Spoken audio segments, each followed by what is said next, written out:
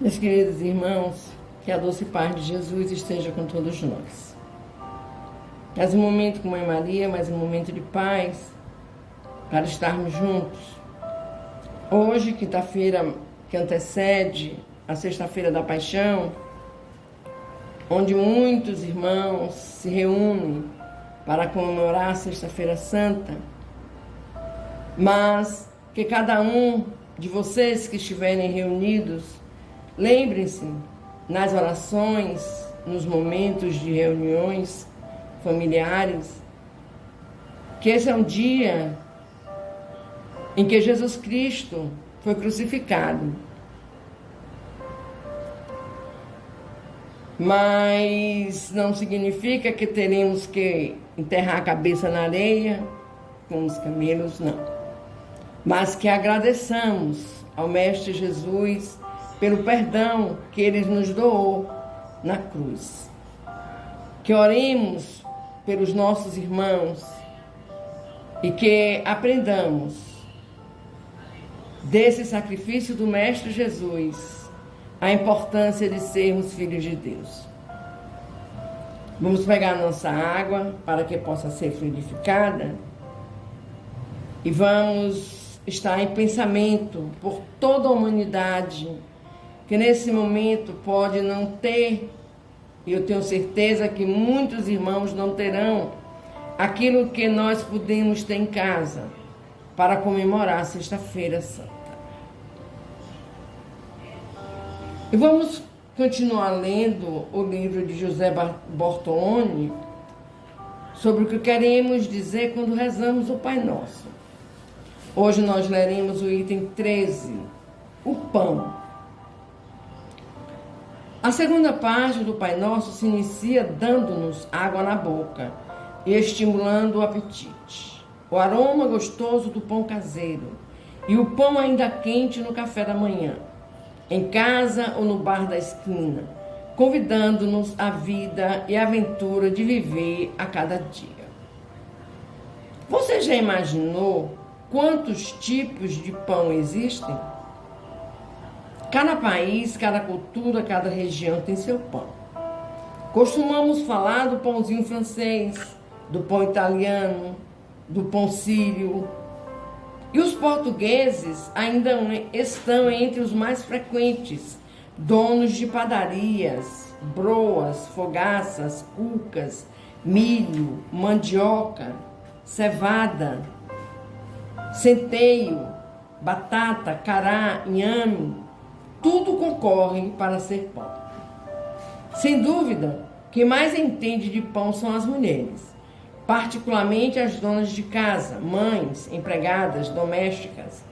Os economistas também entendem de pão, mas com outros olhos, pois o associam à cesta básica, à inflação, ao índice de preço, ao consumidor e etc. Não o veem com olhos de afeto nutritivo, mas com a visão da ganância. O pão é sinônimo de fraternidade e de comunhão. Para chegar a ser o que é, a farinha aceitou se misturar, a água topou participar e depois desaparecer. O sal, o açúcar, a gordura, o fermento, os ovos e tantos outros ingredientes combinaram se juntar aos demais elementos para que surgisse uma realidade de comunhão, o pão. E o que dizer de todo o processo anterior à farinha, ao fermento, à gordura, ao sal, aos ovos e a todos os outros elementos que compõem esse símbolo de comunhão entre as pessoas e das pessoas com o universo? Sim, o pão é uma síntese do cosmos. O pão solicita a mão, e sua massa passa e repassa numa mão, noutra mão. Apanha uma sova para se tornar pão. Depois do suor vem o calor, atiçado pelo fogo do amor de quem empregou a mão e o coração para que se tornasse pão. O pão solicita o leite e o café, a manteiga ou a margarina, a geleia ou a marmelada. ele convoca muitos outros seres para o banquete e para a festa da vida. Será que Deus conhece as artes de fazer pão? Você já pensou num Deus padeiro preparando o pão todo como se fosse um imenso pão? Não preparou para si, mas para o ser humano. O melhor pão saído das mãos do Deus padeiro. De fato, a segunda narrativa da criação, registrada em Gênesis 2, mostra Deus amassando barro para fazer um belo e gostoso pão, o ser humano. Um pão vivo que fala, ama, sabe doar-se no amor, sabe ser pão para os outros. Quando esse pão, que costumamos chamar de Adão, aceitou dar uma parte de si, surgiu Eva, a mãe de todo ser vivente.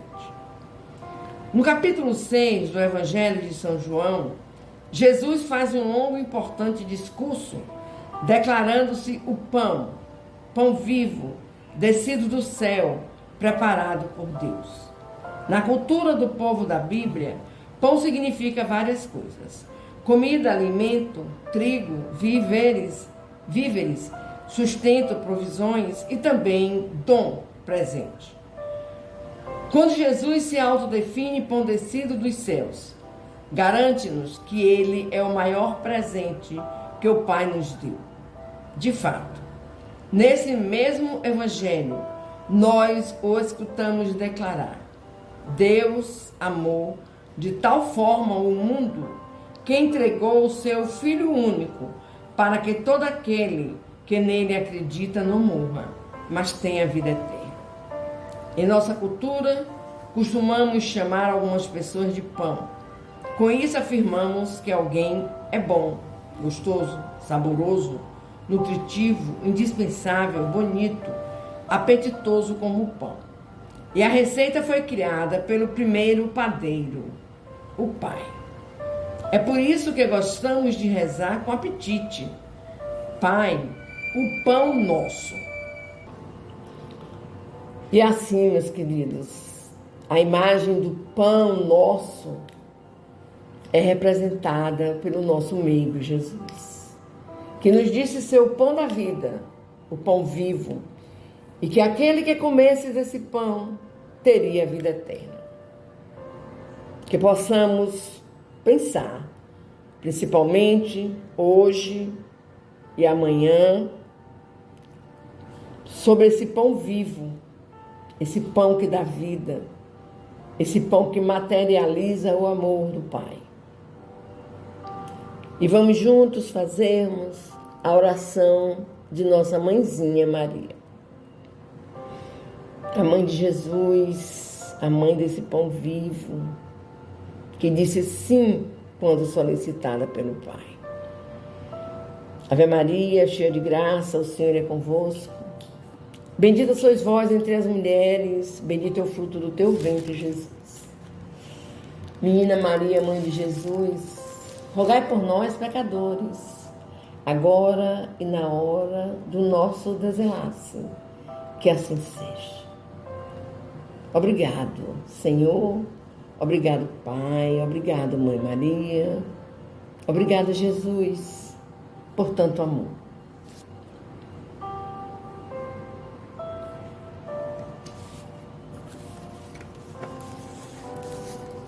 Meus queridos, mais um momento de paz.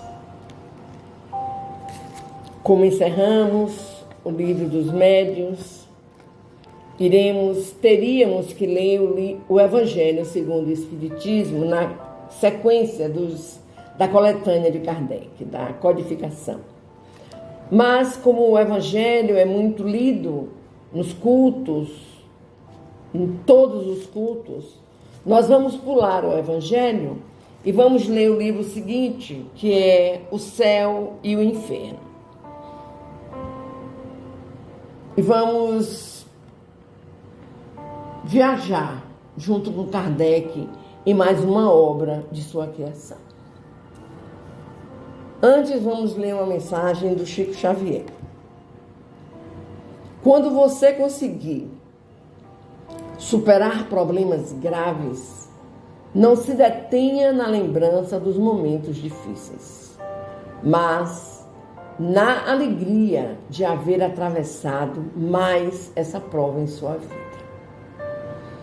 Quando sair de um longo tratamento de saúde, não pense no sofrimento que foi necessário enfrentar, mas na bênção de Deus que permitiu a cura. Leve na sua memória para o resto da vida as coisas boas que surgiram nas dificuldades. Elas serão uma prova de sua capacidade e lhe darão confiança diante de qualquer obstáculo. Gratidão, Chico. Muito linda a mensagem. E assim, meus queridos, vamos iniciar nesse nosso momento de paz com a leitura do livro O Céu e o Inferno, lendo a primeira parte, é o capítulo 1. Os capítulos desse livro são maiores, então nós iremos dividindo para chegarmos ao fim de cada capítulo. E que Deus esteja conosco durante esse tempo em que estaremos lendo e buscando entender essa nova leitura, esse novo estudo. A primeira parte fala sobre a doutrina e o capítulo 1 é sobre o porvir e o nada. Número 1. Vivemos, pensamos e operamos. Eis o que é mais, o que é positivo. E que morremos não é menos certo. Mas, deixando a terra para onde vamos, para onde vamos? Que seremos após a morte? Estaremos melhor ou pior? Existiremos ou não? Ser ou não ser? Tal a alternativa. Para sempre ou para nunca mais? Ou tudo ou nada? Viveremos eternamente ou tudo se aniquilará de vez? É uma tese essa que se impõe. Todo homem experimenta a necessidade de viver, de gozar, de amar e ser feliz. Dizei ao moribundo que ele viverá ainda, que a sua hora é retardada. Dizei-lhe, sobretudo, que será mais feliz do que porventura o tenha sido e o seu coração rejubilará. Mas de que serviriam essas aspirações de felicidade se um leve sopro pudesse dissipá-las? Haverá algo de mais desesperador do que esse pensamento da destruição absoluta? Afeições caras, inteligência, progresso, saber laboriosamente adquiridos, tudo despedaçado, tudo perdido. De nada nos serviria, portanto, qualquer esforço no sofreamento das paixões, de fadiga para nos ilustrarmos de devotamento à causa do progresso, desde que de tudo isso nada aproveitássemos, predominando o pensamento de que amanhã mesmo, talvez, de nada nos serviria tudo isso. Se assim fora, a sorte do homem seria 100 vezes pior que a do bruto, porque este vive inteiramente do presente na satisfação dos seus apetites materiais, sem aspirações para o futuro. Diz-nos uma secreta intuição, porém, que isso não é possível. Número 2. Pela crença em o nada, O homem concentra todos os seus pensamentos forçosamente na vida presente. Logicamente, não se explicaria a preocupação de um futuro que se não espera. Esta preocupação exclusiva do presente conduz o homem a pensar em si, de preferência a tudo. É, pois, o mais poderoso estímulo ao egoísmo, e o incrédulo é consequente quando chega à seguinte conclusão: gozemos enquanto aqui estamos. Gozemos o mais possível, pois que conosco tudo se acaba. Gozemos depressa, porque não sabemos quanto tempo existiremos. Ainda consequente é esta outra conclusão, aliás, mais grave para a sociedade. Gozemos apesar de tudo, gozemos de qualquer modo, cada qual por si. A felicidade neste mundo é do mais astuto. E se o respeito humano contém alguns seres, que freio haverá para os que nada temem? Acreditem, estes últimos que as leis humanas não atingem, senão os ineptos, e assim empregam todo o seu engenho no melhor meio de a eles se esquivarem. Se a doutrina insensata é antissocial, é seguramente o niilismo que rompe os verdadeiros laços de solidariedade e de fraternidade em que se fundam as relações sociais.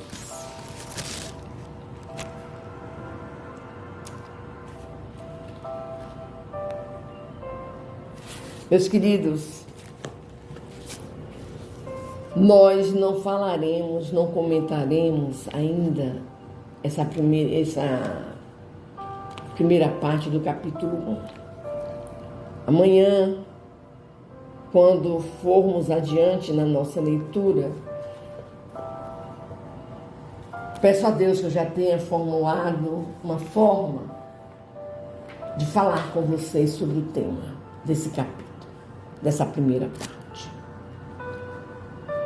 Me ajudem prestando atenção, me mandem mensagem, falem sobre o tema. Quem já leu o livro, comente comigo, me ajudem. Tudo bem? E que Deus nos abençoe em mais essa tarefa. E vamos conversar com o Pai.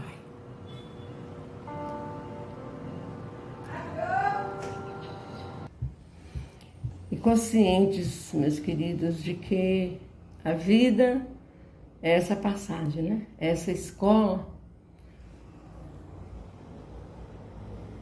E que Deus está presente em nossas vidas. Vamos pedir ao Pai que tenha misericórdia da humanidade, de todos os seus filhos, que abrace a cada um conforme a necessidade, conforme o merecimento, e que nós possamos, meus amores, estarmos em orações por todos os irmãos que necessitarem dessa oração, desse fluido benéfico que sai das orações que fazemos com amor, que a paz alcance cada irmão que sofre, seja com males físicos, com males espirituais. Que esse amor e essa paz alcance cada lar, cada família, mesmo que esteja com dor, com sofrimentos, mas que tenham a esperança, que creiam no amor divino, que creiam na presença do Mestre Jesus ao lado de todos. E saibam, nada é por acaso, meus irmãos. Tudo é possível de ter e chegar a um determinado senso comum. Pedir também pelos nossos irmãozinhos que usam os vícios, né? Que Deus tenha misericórdia Que Deus os alcance com muito amor, com muita luz. Que os nossos benfeitores espirituais se façam presentes na vida de cada um. E seja feita a vontade do Senhor, hoje, agora e sempre.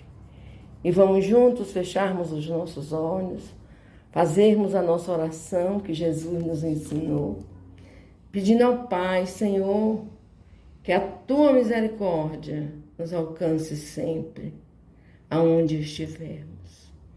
Pedindo a espiritualidade amiga que venha fluidificar as nossas águas e que essas águas nos sirvam de alento, de remédio, de amor, de paz. Pai nosso que estás nos céus, santificado seja o Teu nome, Senhor. Venha a nós o Teu reino, seja feita a Tua vontade, assim na terra como nos céus. O pão nosso de cada dia nos dai hoje e sempre. Perdoa, Pai querido, as nossas ofensas, assim como nós perdoamos a quem nos tenha ofendido. Não nos deixeis, Senhor, cair em novas perturbações, Pai. Livrai-nos de todo mal, de toda angústia, de todo medo, todo egoísmo, todo orgulho, pois cremos, Pai, em Ti. Cremos no Teu amor e esperamos no Teu amor. Que assim seja, Senhor, que assim seja, Jesus, que assim seja, Maria, que assim seja, meu Deus. Louvado seja nosso Senhor Jesus Cristo, para sempre seja louvado. Louvado seja nosso Senhor Jesus Cristo, para sempre seja louvado. Louvado seja nosso Senhor Jesus Cristo, para sempre seja louvado. Amém.